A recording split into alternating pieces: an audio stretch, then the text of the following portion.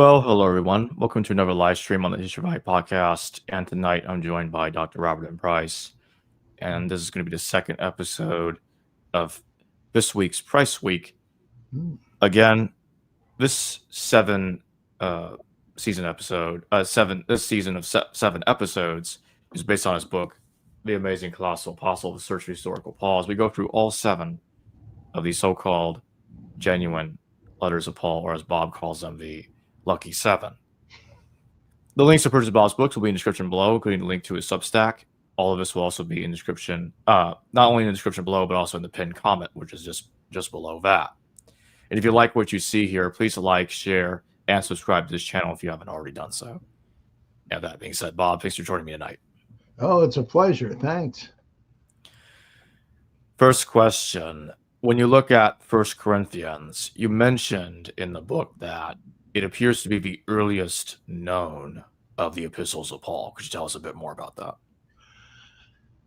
I'm thinking that's because it's mentioned. Well, we've recently discussed whether First Clement. First Clement is actually talking about this letter, but assuming that he is, then that would make it the earliest attested. However, that also gets into whether First Clement is actually by Clement of Rome, since it's anonymous technically, and all these things, like it's all sort of built on sand, because every part of the hypothesis is itself a matter of debate and so on. But at least going on what we think we have as evidence, it would seem to be the first one attested. And whether that means much or not, as to whether it was the first written or whatever, I don't know. But I think it's the first one we hear about. When you look at 1 Corinthians, what sets it apart as a letter from all the other letters attributed to Paul? And my second part to that question is, what are the signs to you that 1 Corinthians is a forgery? Well, there are two things. It's strangely enough kind of reminiscent of the Didache, which is overtly a church manual or a handbook, and it's organized according to topic, which is no surprise, but it says, now concerning this, now concerning that, now concerning the other thing. And 1 Corinthians is the same way.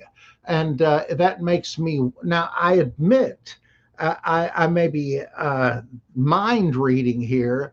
It may be pure coincidence that he's saying, well, now let's turn to so-and-so. It may not mean anything, but I have to admit, since it does deal with all these church communal, church order topics, it makes you wonder if that's not how this thing began, and that it's not that Paul wrote it, but that somebody figured he was enough of a big name to attach to it to get people to go along with it. I think we certainly have that in the case of the pastoral epistles, which have the fiction of explaining to his apprentice Timothy and Titus how to keep order in the church, how to organize the deacons and so on.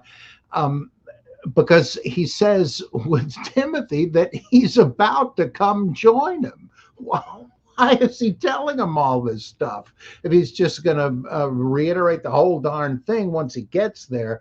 And so it makes me, it sort of spills over, I guess, guilt by association with 1 Corinthians, which seems to me also to be a church manual, basically. But, you can't really prove it, and it would make sense as a letter. I guess I'm a big form criticism fan, and and you don't find this in the other epistles attributed to Paul. Who knows why, but you don't have the now concerning this, now concerning that. So that's one thing. And the other big thing is that it seems to me to be best understood as a kind of an anthology of opinions by different Paulinists. They all wanted to claim Paul's authority, and perhaps they were loyal Paulinists and were extrapolating from what they knew of him what he would have said or should have said had he had to address these different questions of who can prophesy and pray, and how can you keep a lid on speaking in tongues, and whether apostles can receive compensation from their flocks and so on. But it's not just that it's a bunch of topics. The different sections seem to have two voices in them. There is an argument that apostles do have the right to be compensated by their audiences, but then there's an equally eloquent explanation for why Paul would never do it. It just seems to me it's like you've got a debate going on here. And the same thing with women's decorum, depending on how you interpret a couple of passages, chapter 10 versus chapter 14, as we were discussing last night. And whether Paul taught Gnostic wisdom, because at first he says, hey, I hate to disappoint you, but there are people that seek wisdom, and I got to say no. I just preach a simple gospel of Jesus Christ and him on the cross. But then suddenly hits the brakes, goes into reverse and says, but come to think of it, we do preach a secret hidden wisdom among the perfect, the teleoi, that even the angels didn't understand. In a minute, again, it's possible to harmonize these things. That if he's saying that he first gives the simple gospel, but when people have been brought along far enough, then he'll tell them the esoteric stuff. Yes, you can iron it out, but you always have to. There's always this bipolarity, it seems to me, and it just sounds like somebody has interpolated an opposing viewpoint. It seems odd to me that if it was not an interpolation and a forgery, therefore a pseudepigraph, at least in parts, that if it weren't that, it seems to me you would expect some kind of introduction, like, now Sosthenes, our brother, takes this approach. Or others might say so and so, but he does. It's all claiming to be Paul, but one chapter contradicts the next, and or in the chapter 15. What is this about? It sounds like he's trying to get evidence for the resurrection, but then no, he's trying to convince Gnostics in Corinth who believe Jesus rose from the dead in some manner, but they don't believe the physical bodies of the saints will. And he's got to say, well, yeah, you're interpreting that wrong. And then he goes into to yet more resurrection topics, and as if it was all smoothly set out, which it's not. And it seems to me that it seems like a patchwork again. And who knows at what stage even, because we don't really have manuscripts early enough where we would have textual evidence, like copies of it that didn't have the different views of resurrection or of women prophesying. No, everyone we have has all of that stuff, but that doesn't mean it was always there. So it's pure theory, but you see enough of these things to begin to think they're signals that something is going on here, that if Paul wrote any of this, he didn't write all of it. But, who knows? We have a super chat question from Solara Knight. Thank you for your super chat. How much did Paul's false belief at the time was short influence thinking on human relations? 1 Corinthians 7:29. Could Paul miss the second coming when Yeshua escaped Nero with a gathered 144,000? Let me just see this again. How much Paul's false belief that the time was short influenced thinking on human relations? In 1 Corinthians 7:29, could Paul have missed the second coming when Yeshua escaped Nero with the gathered 144,000? Well, I think he was just jumping the gun, as people have done without cease in all the years since then. And they just can't believe that they're going to be stuck here, especially times are rough, persecution, etc. And they say, "Oh boy, he's coming back. I can't wait." But you're going to have to wait. And there were all these missed deadlines. I have this big song and dance about how the Gospel of Mark seems to have several indications of pushing the end back further and further as each deadline failed, because they do have deadlines, not numerically, but when you see this happen, it's the next thing on the schedule. And there's several of these delay explanations in Mark alone. Well, we generally think that the Thessalonian letters were written before any gospel. Who knows? But there you have one contradicts the other. One warns against those who say that the day of the Lord has already arrived. Realized eschatology? That would seem to be a kind of a late view, like it is in the Gospel of John. Or then there's the attempt to slam on the brakes and say, "Whoa, wait a minute! Don't get your nose out of joint with this. Don't you remember I gave you this list of things that had to happen first?" Just like in the Olivet Discourse. Have all of them happened? Of course not. So what are you getting all excited for? Don't worry, it'll happen in due time. But he also says that we're going to see it. Those of us who are alive and remain, and so on and so on. But how did this interim ethic affect human relations? Well, in 1 Corinthians 7, he says that if you could avoid marriage, it would not only give you more time to be completely devoted to Christ like him, but if you could remain celibate, it would spare you a lot of unnecessary trouble given the crisis that we're in or are about to get in. He says, but, I can't lay down a law. But he is implying that if you do what would ordinarily be normal, marriage and the family and all that, you could be asking for more trouble because of the nearness of the parousia, which turned out not to be so near. So it did have a bit of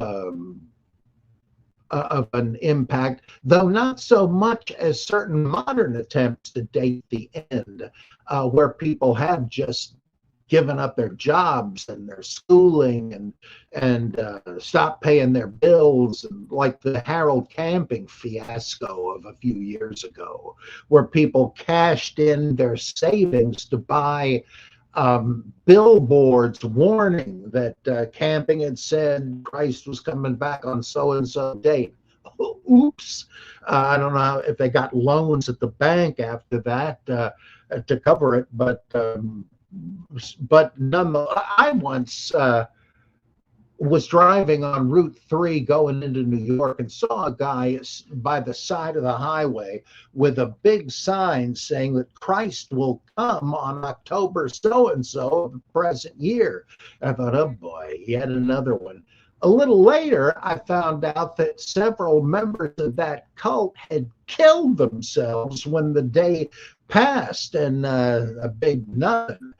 So it can be radical, but I don't think you see the Pauline letters going as far as The Gospels seem to sometime.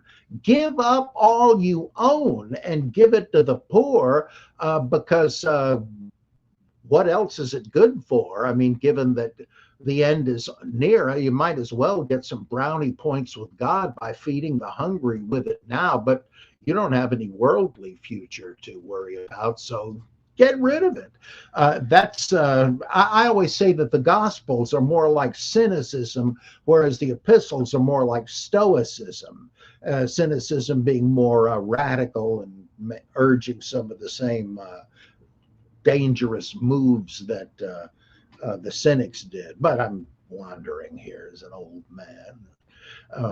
But yeah, it did seem to impact somewhat the Christian ethic. And then in the later epistles, you have this pastoral stratum that Winsome Monroe wrote about, where the nearness of the second coming is just lost sight of.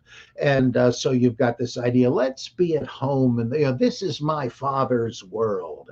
It's very different from this, the God of this age is doing mischief, the principalities and powers are controlling us. That's kind of gone in the pastorals and the pastoral strata in the other epistles, because they've kind of de-eschatologized it. We're going to be here for the long haul. And then the Gospel of John, of course, is a step beyond that, because it says, well, maybe we were wrong about this. Maybe the kingdom of God has come, but, or like Luke says and Thomas says, it's among you. It's not what we thought it would be. That's a classic backpedaling position that you find in other religions too. It is here, but not literally. Has the world really changed? No. Then you go back to the Gandhi thing. Well, let's be the change we want to see. In other words, you're just giving up on apocalypticism. You're just an idealist now. So the whole idea of an imminent coming can very seriously change and even screw up your behavior. But it's the New Testament books seem to be written at different stages along the path of disillusionment. I love the thing in 2 Peter. It was prophesied, don't you remember, that in the last days scoffers will come, scoffing, saying so-and-so. I was going to laugh out of that. Yeah, I guess that's why we call them scoffers, that they're scoffing. And but of course, what else can you do 2,000 years later? I mean, if you want to say, behold, I am coming soon, you got a lot of redefining to do. And that puts God in Jesus in the position of a hoaxer. I always think, when they appeal to 2 Peter, that I know it looks like it's delayed, but keep in mind, with God, a day is as 1,000 years, and 1,000 years as a day. Well, most people seem to interpret that as if Jesus was tricking them. I'm coming soon. When you see these things happen, he's at the door. And then you said, well, what happened? And he said, well, of course, with God, I'm just talking about his calendar. Oh, you thought I meant your calendar. It's going to be soon. Oh, sorry. And it's like you're making God into a trickster, a prankster, when of course all the writer of 2 Peter means is God's got all the time in the world. He's in no rush, and if he has delayed it, it's for your good. Take advantage of the extension of the deadline and repent anyway. But yeah, practical results if you really believe in that. I know some in the chat are complaining about Bob Price's connection, that the audio seems to be good, but the video is going in and out, like in terms of quality. Just to remind everybody, the GoFundMe recently is over with, and the money is going to be going towards him getting a new computer that's still in the works. Yeah, But I it hope turned very out, soon we'll have it. but it also turns out, because I had Bob do a internet speed test, that the other issue is his internet. But that's all being addressed, so I won't say anything more right now. Yeah, what a pain, though. You're right. It must be maddening. Mm. But again, thanks to all who donated to that GoFundMe while it was Yep. still running. Mm. So Bob, can you explore more on the internal contradictions in 1 Corinthians? Earlier, you covered some of the contradictions from chapter to chapter. Is it like this throughout the entire epistle, though? I think so. Like, for instance, the question of can Christians eat meat offered to idols, which came up because the priests got their food by getting the leftover meat from the sacrifices, whether they're the priests of Apollo or Mithras or Jehovah, doesn't matter. That's the way it always worked. And there was so much of it, they would sell their leftovers to the meat markets, and they would sell it at presumably a pretty good price to common people. And so that people that were having a dinner party would buy this meat. And if you were a Christian and they weren't, what do? You don't want to participate, even indirectly, in idol worship, do you? And at first, once the question is raised in First Corinthians, the approach taken is it's just meat. These gods are phony. They're imaginary. It's you know that. So it's just like an all-you-can-eat buffet. Don't worry about it unless you have a brother or sister in the faith who doesn't quite realize that yet. They've just converted from one of these other religions, and they're not so sure these gods don't exist. You've just switched gods to worship. And so they see you go into this thing, and they happen to know that the meat must have been originally offered to Apollo or whatever. And they're saying, I don't get this. I thought we Christians just worship Christ, but I guess it's okay to be participate in other cults, because that's what most people did. You would be a member of several different religions, as many as you could afford the dues for. Rodney Stark called it a diversified portfolio of salvation. And that's what people did. So probably early Christians thought that too.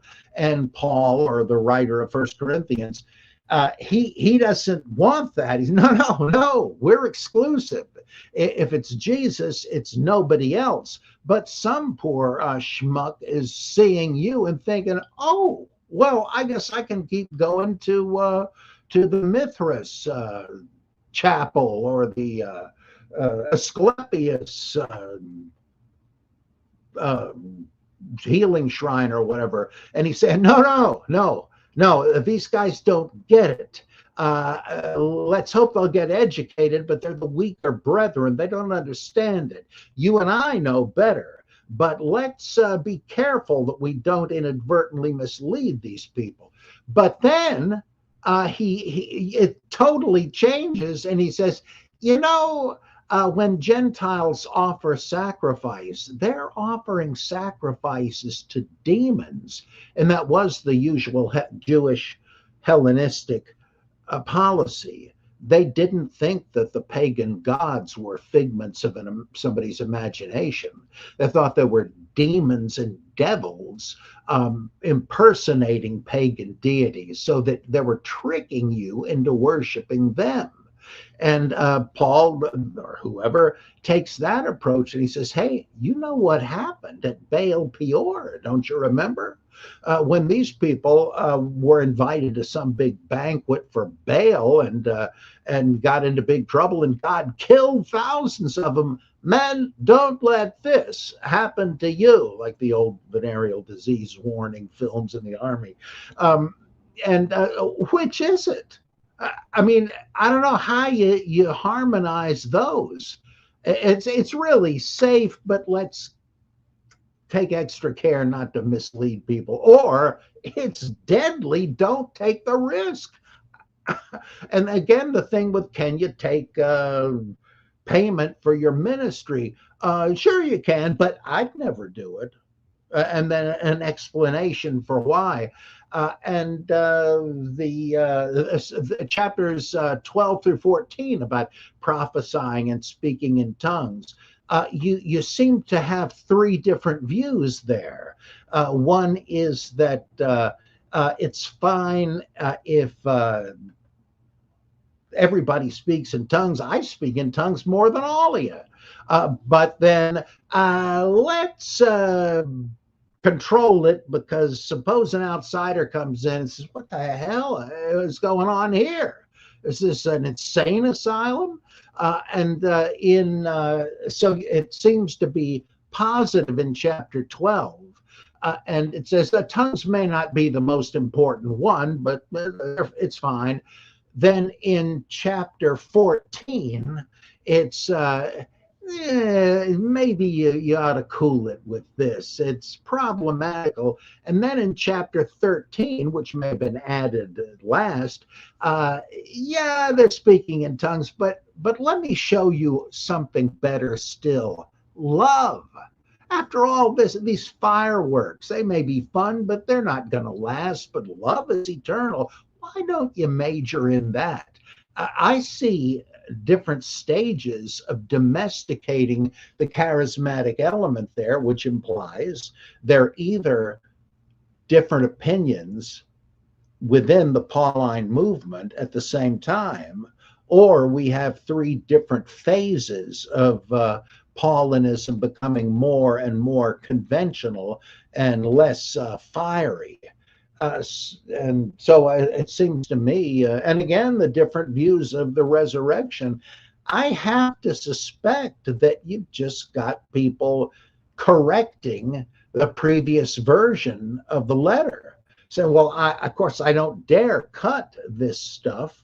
It is sacred material by now, but I can mitigate it by adding something that qualifies it or even negates it. So the reader will say, by the time he gets to chapter 14, well, I thought speaking in tongues was quite a great thing, but I guess I misread it. Obviously from this, it's maybe not the best thing to do. And I think you have that in other books of the Bible too. They couldn't actually cut material, so they just added material they hoped would supersede it. And I see that all over 1 Corinthians especially. Do you think the letter being co-authored can explain a lot of these contradictions? Well, that is a promising approach, but the problem I have with it, and it may not be a serious one, is that there I would sort of expect that when a new author took over, that they would say so. But instead, you actually have continuing statements that imply the writer understands himself and wants you to understand him as Paul. And if you're doing that, I don't know that you would put your names at the head of the letter. It seems odd that there'd be no chiming in. Like the closest thing I can think of in Romans is, like I mentioned, Tertius or whatever it is at the end saying, hi, I'm the one that wrote the letter. It seems to me you would probably have stuff like that sprinkled through to say, okay, now it's Sosthenes here, and here's my view on it. And then after that, so-and-so else gets in there and says, well, you've heard from Brother Paul and Brother Sosthenes. Here's another perspective on it, something like that. But if they're all talking like they're Paul, but they're not actually Paul, I would say you're dealing with interpolators who are trying to use Paul as a ventriloquist dummy. but maybe they're not mutually exclusive. I don't know. Do you see connections between First Corinthians and the pastoral epistles? Especially that instance in First Corinthians where it talked about women in a very similar way to First Corinthians and Titus. About what? The women, did you say?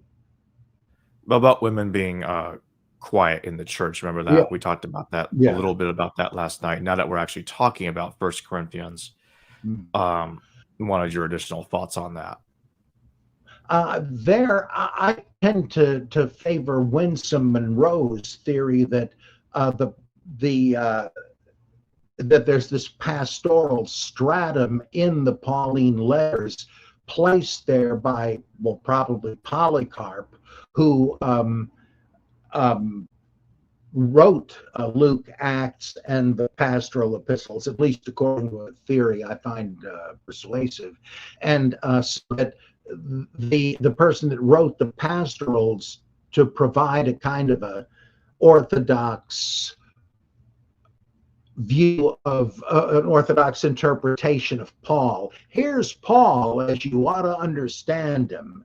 The same person seems to have gone back and added material into some of the letters to reinforce that kind of domesticated, non-radical view of family and government and the role of women and so forth, so that originally that stuff wouldn't have been in these Pauline letters, no matter who wrote them. They simply would have been earlier and less conventional than the pastorals, and which seem to be, like, as Bultmann and others have pointed out, in most of the earlier, the Lucky Seven epistles, faith is always this existential grasping of something that seems highly dubious to human reason, but like God's promise that his 90-year-old wife is, that Abe's 90-year-old wife is going to have a kid anyway, and Abraham dares to believe him against all odds. He says, well, same thing today. There's no proof Jesus rose from the dead, but if you will make the leap to believe that, you're in. And so that's faith. It's the grasping. Whereas in the Pauline, the pastoral epistles, and in Jude, it's a different thing. Now the Christian creed, the faith once and for all delivered unto the saints. And that seems to me to be a sea change. And so it's more formulaic, less of an existential risk or a big conversion decision. Rather, it's just joining a different religion, as if you quit the Optimist Club and join the Moose Lodge, or the Moosiah Lodge, I guess you could say.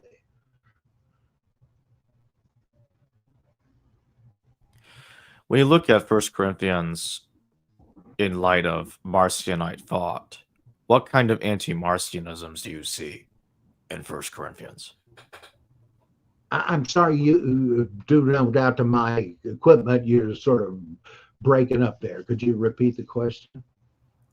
Something about Marcion? Yeah, can you talk about anti-Marcionisms in 1 Corinthians? Well, the idea of in 1 Corinthians 15 that the last Adam became a life-giving spirit and thus did not have flesh and bones, and the same will be true of us at our resurrection, that seems pretty compatible with Marcionism.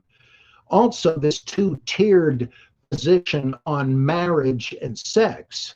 The Marcionites said, really, you shouldn't get married and have kids because you're just enslaving more souls to the demiurge that way.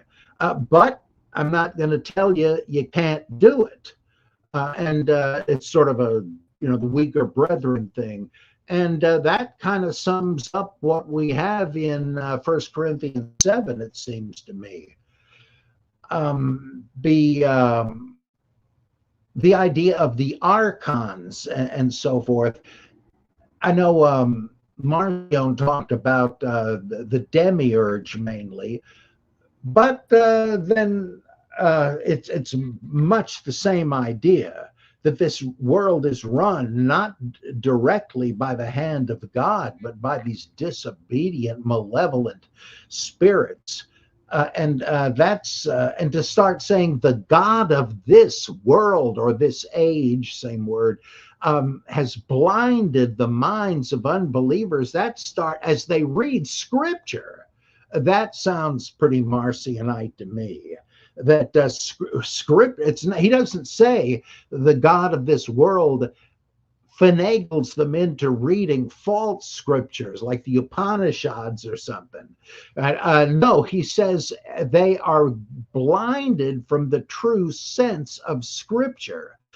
Well, as Marcion said, because they think the Old Testament is binding on them, but it's not. They're just getting all mixed up like the 12 did.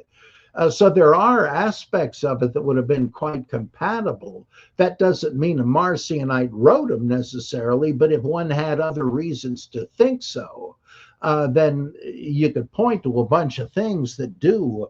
Also, the antagonism toward the 12 in various Pauline letters. If that's who he means by he says the super apostles, I don't fall short compared to them at all. In fact, I did more good for Christ than any of them did. That kind of sounds like Marcion also. So there are, but again, it's hard to pigeonhole these things because there's a spectrum of opinions that are attested for the early church, and some had a lot in common, others didn't. So it's all very iffy. That's why I say a historian knows that no results, or hardly any results, are ever definitive. You always have to be open to other sources you didn't know or hadn't thought of, and who knows what's going to be discovered. Who knows what persuasive interpretation of a passage is going to come up. Somebody publishes an article in the Journal of Higher Criticism, let's say, and gives you a whole different way of looking at a passage. Son of a gun, I never thought of that. That makes sense. You don't know when that's going to happen. So it's very difficult to get beyond just hypothetical probabilities. And in my final question, when you look at 1 Corinthians in light of how a lot of scholars look at 1 Corinthians as a compression of multiple epistles, like Frank Hughes, you had a discussion with Frank Hughes about his book, The Corinthian Correspondence with the late Bob Jewett. What do you make of that? And how is it compatible with Dutch radical thought? It kind of fits Van Manen because I think he was the king of the Christ mythers, because he said it looks like we're dealing with patchwork quilts in all of the epistles. That they don't really have sustained, consistent trains of thought, and that's best understood by people adding this, that, and the other thing. And like the Upanishads, that's obviously what's happening there. You jump from one God concept to another one, one's view of spirituality to another one, because people kept adding their views in. So I think that that fits very well with the Dutch radical view. And let's see.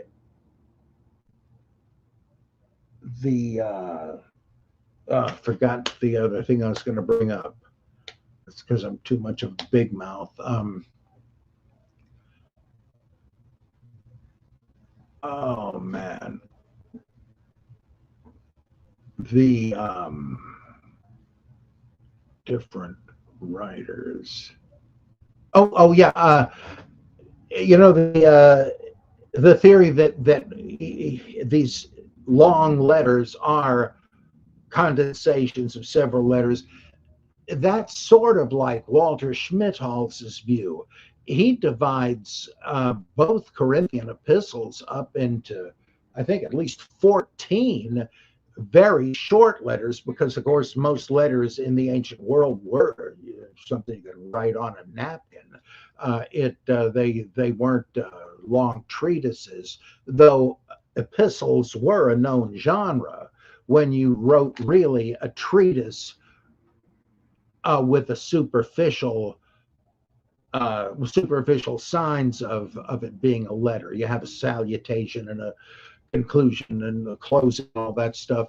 And so you could, like I think Adolf Geistmann said that yeah, they're epistles, but keep in mind an epistle is not a letter, and that would fit both Dutch radicalism and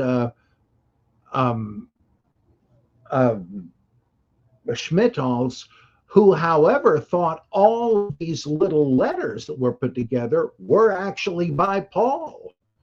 And he had no sympathy for the Dutch radical hypothesis, either about Jesus as a myth or non-Pauline authorship, though in many ways he was the most radical of the Bultmannians, just not on that stuff. Crimson, thank you for being a member of the channel. Crimson says, I'm rather convinced by Jacob's assessment of there being 3 Pauls. Curious how much Dr. Bob died for such a theory. I, for one, am totally on board. Well, I need to learn more about it. It sounds good to me, though, from what I hear. So I guess I'll just re-explain Yeah. what that means. I'm not literally saying there are 3 Pauls. Of course, that depends on a certain point of view, like Obi-Wan says in Star Wars Episode 6. Yeah. But you have Clement's Paul, which I think is the actual real one, Paul the Apostle. The second one, the so-called second Paul, Solus, mentioned by Josephus. Solos is, I think it's pronounced better as Solos, but anyway, Solos is the one that dies under Emperor Nero. And the Acts of Paul, you've heard me describe this several times, Bob. The Acts of Paul copies that story from Josephus. And that's how we get the story of Paul's death under Nero, because Solos and his brother Gustavus appeared before Emperor Nero and Achaia, according to Josephus, in the Wars of the Jews. And we never hear from them again. And they appeared to be in quite serious trouble due to some very bad things they had done. Josephus even called Solos a wicked man. Then the third one, Saul of Giscala, somebody that's outlived the Jewish war, mentioned by Jerome in the 4th century. And he seems to be citing a lost document that he attributed to Epaphras, that's Epaphroditus, apparently. And this particular individual is attributed several of the epistles by Jerome. And it looks like to me that this is the one, the primary individual that's calling himself Paul throughout the 13 letters in the New Testament that are attributed to Paul. And I think he's the one that's working with the co-authors. And the reason why Clement never mentions the co-authors, because the co-authors were not part of the story yet. A couple more things I'll say, but I'll shut up about it, is in First Clement, Paul dies a completely different way. Oscar Coleman, about a century ago, noted this. Paul dies at the hands of envious men, not at the hands of Romans. And Clement only mentions a letter. He doesn't seem to know a letter collection. That doesn't mean that Paul only wrote one letter. That doesn't really prove it one way or the other, but he only mentions a letter and doesn't even tell us the title of that letter. Lastly, Clement says that Paul died a long time ago. He never met Paul, yet in Philippians, which is written shortly afterwards, it claims he did know him, that that Clement's name is written in the book of life. Well, Paul never met Clement, so how does that even make any sense? And Clement says Paul died so long ago, he didn't meet him. And that's an issue I'd like to explore more with Bob in a future show. We did a show with Nicholas Peter Lee Allen, recently about Clement. And there's going to be several more shows on that in the future, just no doubt. So again, the link to purchase Amazing Colossal Apostle will be in the description below and the pinned comment, along with many other books by Bob Price, including a link to his Substack. With that being said, Bob, thank you for joining me tonight. Oh, it's great to be here. I always enjoy it. Hello viewers, thanks for watching this video from the History Valley YouTube channel. Please don't forget to subscribe and hit the notification bell. And if any of you wish to further support this channel, please consider checking out this channel's Patreon page and becoming a patron, and or donate through PayPal or through Super Chat during the live stream. Thank you.